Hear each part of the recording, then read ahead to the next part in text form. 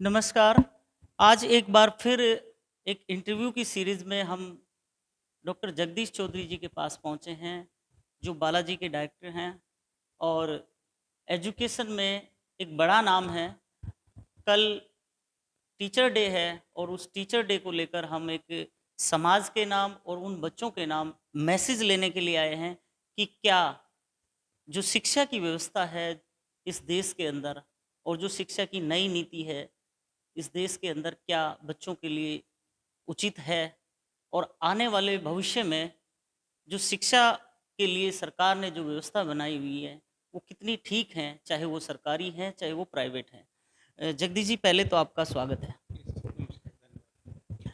जगदीश जी, आज एक स्थिति ऐसी पैदा हो चुकी है एजुकेशन के अंदर कि सरकार ने एक नई नीति तैयार कर दी है, शिक्षा नीति। और दूसरी तरफ हरियाणा की बात करें तो शिक्षा के जो क्षेत्र हैं, चाहे वो स्कूल कहा जाए सरकारी और प्राइवेटों की बात अलग है, लेकिन सरकार के जो दायरे में जो आज चीज़ें हैं, उनको देखते हुए सरकारी स्कूलों की जो व्यवस्था है, उसको आप किस तरीके से देखते हैं? क्योंकि लंबे टाइम से आप स्कूलों के साथ और एजुकेशन के साथ जुड़े हुए हैं। देखो, सबसे पहली बात ये है कि कोई भी कार्य जब होता है तो उसमें कहा जाता है कि टाइम, प्लेस एंड एक्शन, ये 3 बिंदु हम ध्यान में रखते हैं। समय कैसा है, स्थान कहाँ का है और किस प्रकार की क्रिया वहाँ होनी चाहिए। और इन तीनों में एक यूनिफ़ॉर्मिटी और एक जुड़ाव होना अनिवार्य तरीके से होता है। यदि इनमें जुड़ाव नहीं होता तो वो समाज हमेशा पतन की ओर चलता है। हम लोगों को अच्छे से समझना चाहिए कि 1947 से 2022 तक इन 75 वर्षों में सही मायने में जो पहले जो गति थी बदलाव की, वो शायद उतनी तेज़ नहीं थी, बहुत एक सामान्य स्तर से चलता था। लेकिन पिछले 10 से 15 साल के अंदर जो बहुत गति आई है बदलाव की, हर दिशा में, वो चाहे संचार की दिशा हो या जीवन को सोचने और करने की दिशा हो या भोजन पद्धति की दिशा हो या शिक्षा की भी इन सभी दिशाओं में एक बहुत बड़ा बदलाव आया। और इन बदलाव के कारण ही हमेशा लगभग हर 10 साल में भारत सरकार एक नई शिक्षा नीति भी लेकर आती है। और ये पहले हमने देखा होगा 2005 में था और इसके बाद 2020 में, ये 15 वर्ष के बाद लगभग आई। हालांकि इसमें 5 साल लगे, 2015 की सरकार की योजना भी थी। इसमें जिन बदलाव की बात अभी आप कर रहे थे कि ये कहाँ तक सूटेबल हो सकती हैं, इसमें सबसे पहली बात मैं कहूँ कि जो पहली शिक्षा की नीतियाँ रहीं, वहाँ तक भारत केवल ये सोचता था कि इन्हें पढ़ाना क्या है, बच्चों तक क्या पहुँचाना है। इस बार की जो शिक्षा नीति है उसके उद्देश्य में सबसे पहली और बड़ी बात ये है कि अब हमें करना किस तरह से है। इट मीन्स यदि हम सोचने से करने पर आते हैं, ये अपने आप में एक बहुत बड़े बदलाव की ओर हमारा इंगित करता है। और दूसरी बात, यदि हरियाणा राज्य के हम विद्यालयों की बात कर रहे हैं, देखो इसमें हमेशा समझना चाहिए, ये शायद हरियाणा का सौभाग्य है कि पूरे भारतवर्ष में जितना शिक्षा का इंफ्रास्ट्रक्चर जो उपलब्ध है विद्यालय में और यूनिवर्सिटी के माध्यम व्यवस्था में, वो भारत के किसी अन्य राज्य में नहीं है। हरियाणा एक लौता राज्य है जिसके हर जिले के अंदर सरकार की एक यूनिवर्सिटी है। आप फरीदाबाद को देखेंगे तो यहाँ पर आपकी यूनिवर्सिटी YMCA है, JC बोस। पलवल में जाएंगे तो विश्वकर्मा स्किल यूनिवर्सिटी है, गुरुग्राम यूनिवर्सिटी है, रेवाड़ी में इंदिरा गांधी मीरपुर है, उधर महेंद्रगढ़ में सेंट्रल यूनिवर्सिटी है, रोहतक में अलग यूनिवर्सिटी है, सोनीपत में तो 7 यूनिवर्सिटीज़ हैं। इस तरह से हर जिले में हमारे पास यूनिवर्सिटी है। ऐसी भारत के कहीं और नहीं है। दूसरी बात कि हम लोगों के पास जो विद्यालयों का जो बड़ा स्ट्रक्चर है, इतना भी भारत में कहीं नहीं है। इसलिए शायद हम कई बार सुनते हैं कि सीएम साहब कहते हैं कि हमारे इस विद्यालय में तो केवल 10 ही बच्चे हैं या 20 बच्चे हैं, तो क्यों ना इन 2 स्कूल को मर्ज कर दिया जाए, या और कई तरह की जो नई-नई बातें हम सुनते हैं। उसके कारण ये है कि हमारे पास वो स्ट्रक्चर बहुत अच्छा है। हाँ, इसमें इतना ज़रूर है कि यदि केवल संख्या बढ़ने से गुणवत्ता बढ़ती हो, ऐसा कहीं भी नियम नहीं होता है। अब बात गुणवत्ता पर होनी चाहिए, तो उसके लिए हरियाणा सरकार ने एक अच्छा जो विचार किया था कि हम संस्कृति स्कूल चलाना चाहते हैं। लेकिन संस्कृति स्कूल चलाइए, उनकी व्यवस्था भी करिए, लेकिन यहाँ 2-3 प्रश्न हैं जो गुणवत्ता पर प्रश्न चिन्ह लगा सकते हैं। पहला तो प्रश्न यहाँ पर आता है कि सरकार जब सभी अध्यापकों की सैलरी देने को तैयार है, सभी खर्च उठाने को तैयार है, तो उन बच्चों पर जो 200 या 400 या 500 रुपये महीने की फ़ीस रखी है, वो फ़ीस रखने का क्या औचित्य है, मेरी समझ से बाहर है। जब सरकार पढ़ा ही रही है अपने बच्चों को राइट टू एजुकेशन में निःशुल्क शिक्षा का प्रावधान कर रही है कि विद्यालय शिक्षा मुक्त होगी, तो उसमें फ़ीस लेने का औचित्य नहीं बनता। दूसरी बात ये है कि यदि हम लोगों ने संस्कृति मॉडल स्कूल बनाए, क्या केवल वही नाम रखने दें, सब कुछ हो जाता है? क्योंकि हमने अधिकतम अध्यापक वही लिए जो बाकी स्कूल्स में हमारे पढ़ा रहे थे। तो उनके सिलेक्शन का क्राइटेरिया हम लोगों ने क्या रखा है? क्या वो कोई विशेष था? ये सोचने जैसा है। तीसरा, कि भारत हरियाणा सरकार ने इसमें अंग्रेजी भाषा और अंग्रेजी मीडियम की जो बात की है, वो कहीं न कहीं मुझे थोड़ी-सी दुखद लगती है। वो क्यों है कि हम अपनी ही तरफ से कह रहे हैं कि हमारी भाषा शायद इतनी कमज़ोर हो गई, हिंदी या संस्कृत, कि हमें इंग्लिश को प्रमोट करना पड़ रहा है। दूसरी तरफ हमारी शिक्षा नीति कहती है कि हम अपनी लोकल भाषाओं को, क्षेत्रीय भाषाओं को बढ़ावा देना चाहते हैं, मातृभाषा में शिक्षा देना चाहते हैं। तो संस्कृत स्कूल तो पहली क्लास से ही शुरू हो जाता है। तो इसमें हम लोग ऐसा क्यों कर रहे हैं कि पांचवी तरफ एक तरफ हम कहेंगे कि मातृभाषा में शिक्षा दीजिए और दूसरी तरफ आप इंग्लिश मीडियम करने जा रहे हैं, तो ये थोड़ी कॉन्ट्राडिक्टरी चीज़ें मुझे महसूस होती हैं। और इसके बाद एक और बड़ी बात इसमें हम सोच और देख सकते हैं कि इनको जहाँ जहाँ हम लोगों ने शुरू किया, उसके लिए क्या हम लोगों ने उस तरह की व्यवस्थाओं के बारे में विचार किया था? और एक और मुझे थोड़ा-सा दुखद सुनने को जो आया था कि इन्होंने सीबीएसई से जोड़ने का जो विचार किया। देखिए, यदि मैं अपनी व्यवस्थाओं को अपने राज्य में व्यवस्था होने के बावजूद दूसरे राज्य से जोड़ना चाहता हूँ या केंद्र से जोड़ना चाहता हूँ, ये अपने आप में साबित करता है कि हमें अपनी शिक्षा व्यवस्था या पद्धति पर विश्वास नहीं है। जो हरियाणा बोर्ड हमने बनाया, उसका मुख्यमंत्री या शिक्षा मंत्री या कोई भी अपने ही राज्य के बोर्ड को छोड़कर दूसरे बोर्ड से अपने ही विद्यालय को एफिलिएट करना चाहता है। ये कहीं न कहीं अपने आप में दुखद है, मेरा ऐसा मानना है कि हम खुद ये विश्वास अपने ऊपर नहीं कर पा रहे कि हम लोग जो बोर्ड चला रहे हैं, वो क्वालिटी उतनी अच्छी नहीं है। इसका मतलब हम कॉम्पिटेंट नहीं हैं, ये इनडायरेक्ट समझना चाहिए।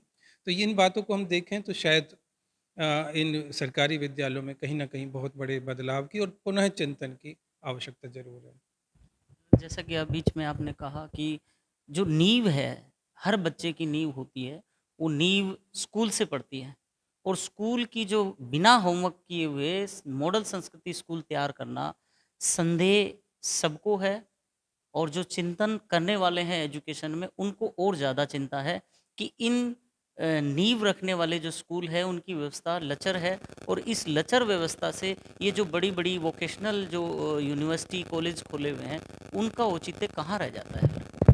देखो, सबसे पहली और बड़ी बात ये है कि हम ये जो विचार आया संस्कृति मॉडल स्कूल्स का, ये विचार अच्छा है, इसमें कहीं संदेह नहीं है।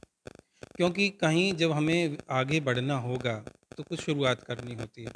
हाँ, उस शुरुआत के लिए तैयारियाँ जो थीं, उसमें कहीं न कहीं प्रश्न चिन्ह लगते हैं, पहली बात। दूसरी बात कि जो हम लोग एक बात अभी वोकेशनल से जोड़ने की बात रखी, ये अभी भी हरियाणा ही नहीं, पूरा भारतवर्ष इसमें बहुत पीछे है। हमारी जितनी भी शिक्षा की नीतियाँ बनी हैं, उनमें एक शब्द तो ज़रूर आता है कि हम वोकेशनलाइज़ेशन को या व्यावसायीकरण को बढ़ाएँगे। लेकिन व्यावसायीकरण की सही-सही परिभाषा शायद हम लोगों को ठीक से पता नहीं है। हम ये समझते हैं कि जैसे हमने एक आईटीआई कॉलेज खोल दिया और मान के चला कि ये हमने व्यावसायीकरण बढ़ा दिया और सभी बच्चों को आईटीआई में एडमिशन करा दीजिए। ये कहाँ की व्यवस्था समझ से परे है। इसका सिंपल सा ये होता है कि जिस तरीके से कोई भी दिशा या क्षेत्र जिसमें काम करना मुझे अच्छा लगता है, मुझे मान के चलिए गाना अच्छा लगता है या मुझे पेंटिंग बनाना अच्छा लगता है या मुझे क्रिकेट खेलना अच्छा लगता है या मुझे कोई मशीन चलाना अच्छा लगता है या मुझे कैमरा पकड़ना या ऐसे फ़ोटो खींचना अच्छा लगता है। तो ये मुझे अच्छा लगता है, इसमें मैं जितना तरीके से काम करता हूँ मुझे थकान नहीं होती, बल्कि उनका मूल्यांकन करता हूँ कि ये फ़ोटो ऐसे ना हो के ऐसे होता तो ज़्यादा सुंदर आता। इस तरह की यदि हम लोग और एक्टिविटी करते तो और बेहतर हो जाती। ये जो चिंतन चलता है ये क्रिएटिविटी का है, सूत्र होता है। इसलिए उस दिशा में जिसमें मेरा इंटरेस्ट होता है, यदि इंटरेस्ट के साथ इनकम जुड़ जाती है, इंटरेस्ट प्लस इनकम, इसको हम वोकेशनल कहते हैं। इसलिए वोकेशनल एक ओपन क्षेत्र होता है, ओपन डायरेक्शन है। इसलिए उसको हम सीमित दायरे में ना करें। हम सरकार की व्यवस्थाओं में कहाँ कमी आ जाती है, वो कुछ विशेष प्रकार के कोर्स खोलकर और उन्हीं में ही सबको भर्ती कर देते हैं। तो वो आईटीआई का जो मैकेनिकल है या इलेक्ट्रिकल ट्रेड है या कोई और ट्रेड है, भाई वो व्यक्ति उस फील्ड का नहीं है, उसका मन नहीं लग रहा उस ट्रेड में। लेकिन क्यों? क्योंकि उसके बाद एक नौकरी मिल जाती है, नौकरी करना वोकेशनलाइज़ेशन नहीं होता है। वोकेशनलाइज़ेशन का मतलब होता है कि मैं अपनी पूरी उन्नमत्तता से, ऊर्जा से और बड़े इंटरेस्ट के साथ, आनंद के साथ काम करता हूँ, तब वो वोकेशनलाइज़ेशन होता है। तो यहाँ सरकार पूरे भारतवर्ष की इस मामले में फ़ेल है। कि हम एक ऐसा माहौल नहीं दे पा रहे जहाँ बच्चा खुद से अपना मूल्यांकन करे, अपनी क्षमताओं को देखे और उसके अनुसार उसको प्रमोशन करने का एक अच्छा संस्थान मिल सके। क्योंकि यही कमी पूरा करने के लिए प्राइवेट संस्थाएँ सामने आती हैं और वो उसके लिए अपनी मनमानी फ़ीस वसूल करती है, क्योंकि सरकार की जितनी यूनिवर्सिटी हैं, उनमें जो कोर्स की लिस्ट देखेंगे बड़े ट्रेडिशनल के और गिनती के कोर्स चलते हैं। 10, 20, 30 लास्ट खत्म हो जाते हैं। लेकिन आप प्राइवेट यूनिवर्सिटी में जाएँगे तो इतने नए इनोवेटिव टाइप टाइप के लेकर आते हैं, उन्हें मालूम होता है कि बच्चा क्या इस फ़ील्ड में जाना चाहता है, क्या करना चाहता है। जबकि सरकार के पास इंफ्रास्ट्रक्चर, उनकी फैकल्टी, वो सारी की सारी बहुत वेल क्वालिफ़ाइड हैं, सिस्टम है, फाइनेंस है, बजट है, लेकिन वो शायद अपने ढर्रे या दायरे में सीमित रहकर कहीं न कहीं कमी कर रहे होते हैं, तो इससे वोकेशनलाइज़ेशन गड़बड़ हो रही है। जगदीश जी, एक बड़ा सवाल जैसे वोकेशनलाइजेशन के ऊपर है कि ये जो नींव है कॉलेजों से निकलने के बाद, वोकेशनल कॉलेजों से निकलने के बाद, फिर भी जैसे आपने कहा कि इंटरेस्ट के अनुसार इन बच्चों को वोकेशनल कोर्सेज नहीं मिल रहे हैं, तो कहीं न कहीं इसी का शायद मैं प्रभाव मानता हूँ कि आज हरियाणा बेरोज़गारी में नंबर 1 है। देखें, इस मामले में भी मैं थोड़ा-सा कुछ बातें ज़रूर कहना चाहूँगा। पहली बात हमें समझ लेना चाहिए कि बेरोज़गारी शब्द क्या है? क्योंकि भारतीय व्यवस्था कभी भी एक नौकरी के पीछे भागने वाली नहीं थी। ये अंग्रेज़ों ने एक ऐसी व्यवस्था बनाई कि हम भारत के सब लोगों को ऐसा बना दें कि वो नौकरी के पीछे भागें। क्योंकि उन लोगों ने सारी जो हमारी ट्रेडिशनल नॉलेज थी या हम लोग अपने-अपने क्षेत्र में जो काम किया करते थे या यूँ कहिए अपने-अपने जो व्यवसाय करते थे, अपने क खानदानी व्यवसाय से हमको अलग किया, उनमें लाइसेंस लगाया, सरकार ने कहा ये आप नहीं कर सकते, आप नहीं कर सकते, तो सारे उद्योग और शिक्षा को उन्होंने बर्बाद कर दिया था। उसके बाद केवल लोगों के पास सिवाय अंग्रेजी संस्थानों में जाने के कोई और दूसरा ऑप्शन नहीं था, ताकि उससे भी वो कमा सकें, अंग्रेज़ों की ऐसी व्यवस्था थी। तो भारतीय समाज सरकारों में गड़बड़ कहाँ से हुई कि उन लोगों ने क्या किया कि अंग्रेज़ के बहुत सारे नियम और कानून को एज़ इट इज़ आज भी लागू रखा है। आज भी आप बहुत सारे एक्ट पढ़ेंगे, चाहे वो इंडियन पेनल कोड हो तो 80-60 का, अंग्रेज़ों ने जो बनाए थे वही कानून, सोसाइटी रजिस्ट्रेशन एक्ट है 80-60 का। इट मीन्स सब चीज़ों को जो कंट्रोल करने का फ़ॉर्मूला था, तो आज भी वही चल रहे हैं। ऐसी शिक्षा व्यवस्था भी अंग्रेज़ों की हम लोगों ने पद्धति को लेकर चले। इससे तो ये गड़बड़ें चल रही हैं जिसमें हम अपनापन नहीं ला पा रहे हैं, अपने ट्रेडिशन तो को नहीं पकड़ पा रहे। ये तो हुई यहाँ की गड़बड़। दूसरी बात, यदि आप उसी व्यवस्था को लेकर चलेंगे, शिक्षा व्यवस्था को जो पुरानी रही, जिसमें वोकेशन की गुंजाइश नहीं है जो आज की जो ब्रिटिश वाले सिस्टम में, तो आप लोग जितनी जनसंख्या बढ़ेगी वो बेरोज़गारी बढ़ने वाले हैं। क्योंकि आप लोगों के पास इतने करोड़ बच्चे कॉलेज और यूनिवर्सिटी में जाते हैं जितनी ऑस्ट्रेलिया की जनसंख्या नहीं है, उससे भी कहीं ज़्यादा। आपके पास स्कूलों से इतने सारे बच्चे हमेशा निकलते हैं जितने अमेरिका की पॉपुलेशन से भी ज़्यादा हर साल निकलता है। तो उतने को आप कहाँ से कर पाएँगे? क्योंकि आप एक देखिए, कुछ होता है जो सोचने का है, कुछ होता है जो फिजिबल जो ग्राउंड पे प्रूव करने का है। मैं सोच तो लेता हूँ कि मैं पूरे आसमान को उठा सकता हूँ या पूरे हिमालय को उठा सकता हूँ, लेकिन जब मौके पर जाऊँगा तो 50-100 किलो उठाने के बाद मेरी हालत ख़राब हो सकती है। वो वास्तविकता वो है धरातल जिसको बोलते हैं।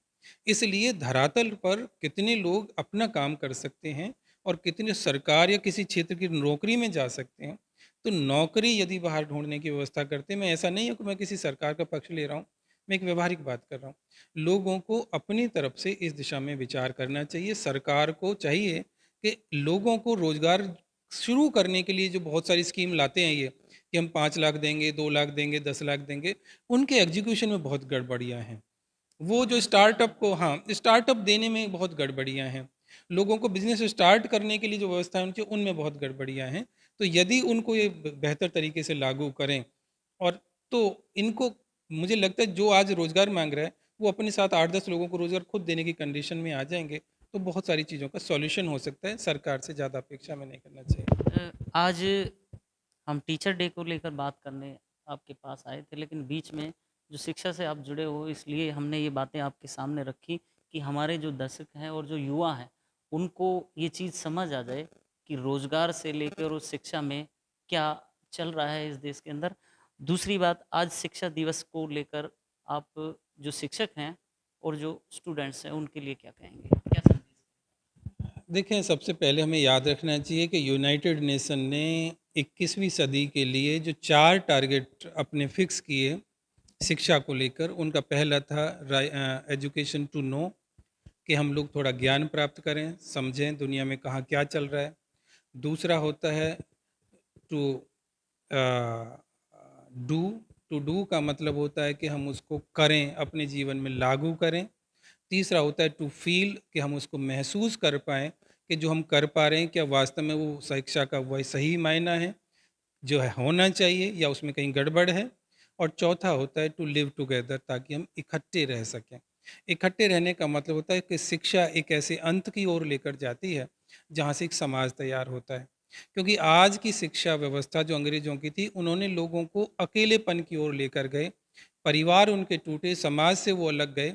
2-4 डिग्रियाँ लेकर वो अपने आप को और लोगों से अलग लेकर गए कि मैं तो होशियार हूँ, मैं पढ़ा लिखा हूँ, और अपने लोगों से वो कटने लगे। तो उस प्रकार की शिक्षा से हम उस शिक्षा पर जाना चाहते हैं जो भारतीय दर्शन की है, कि हम वसुधैव कुटुंबकम कह सकें, सबको अपना मान सकें। इसका मतलब हम जितने ज़्यादा शिक्षित हों, उतना हमारा दायरा अपनेपन का लोगों के साथ बढ़ता जाए। इसलिए उस विचार के साथ हमें शिक्षक दिवस को मनाना चाहिए, और इस भाव से कि जो जितने भी विद्यार्थी हमारे पास पढ़ने आए हैं, वो सब हमारा परिवार है, और विद्यार्थी भी अपने गुरु को अपने अपना माने। क्योंकि इस पिछले 8-10 सालों में, जब से खासकर 2009 के बाद, राइट टू एजुकेशन के बाद, एक बहुत बड़ा तनाव या एक गैप डेवलप हुआ विद्यार्थी और अध्यापक के बीच में। कुछ सम्मान विद्यार्थी अध्यापक का कम करने लगे, और अध्यापक भी बच्चों को इग्नोर करने लगे हैं। तो ये जो गैप है, कहीं ना कहीं भारतीय समाज के लिए अच्छा नहीं है। इसलिए हम शिक्षक दिवस पर ये चाहते हैं कि एक सच्ची शिक्षा, क्योंकि विद्या ददाति विनयम, हम ये मानते हैं कि विद्या वो होती है जो हमको विनयशील बनाती है, श्रद्धावान बनाती है। और दूसरा, तमसो माँ ज्योतिर्गमय, कि हम अपने अहंकार के अज्ञान से एक शांति और सहज दिशा में चलें, जहाँ पर हम सबके साथ सबके लिए उपलब्ध हों। तो इस तरह की शिक्षा के लिए मैं चाहूँगा कि हम सभी शिक्षक इस बात का प्रण लें, इसके लिए विचार करें, तभी एक सच्चा और सही मायने का शिक्षक दिवस ये कहलाया जा सकता है। ये थे हमारे साथ जगदीश जी, बहुत बहुत धन्यवाद सर आपका। शिक्षा दिवस को लेकर सर ने बहुत सारी बातें रखी हैं। लास्ट जो अंतिम बात है कि शिक्षकों को ये समझने की ज़रूरत है कि जो वसुदेव कुटुंबकम की जो परिभाषा सर ने बताई है, उसको अपनाने की ज़रूरत है, ताकि जो आने वाला भविष्य है, इन स्कूलों में पल रहा है, पनप रहा है, उनको आगे के लिए नई दिशा मिल सके। आगे फिर नए इंटरव्यू के लिए आप लोगों के बीच में रहेंगे। तब तक के लिए नमस्कार। खबरों की विस्तार से जानकारी के लिए सब्सक्राइब करें हमारा चैनल और क्लिक करें बेल आइकन पर, ताकि कोई भी खबर आपसे अछूती ना रह सके।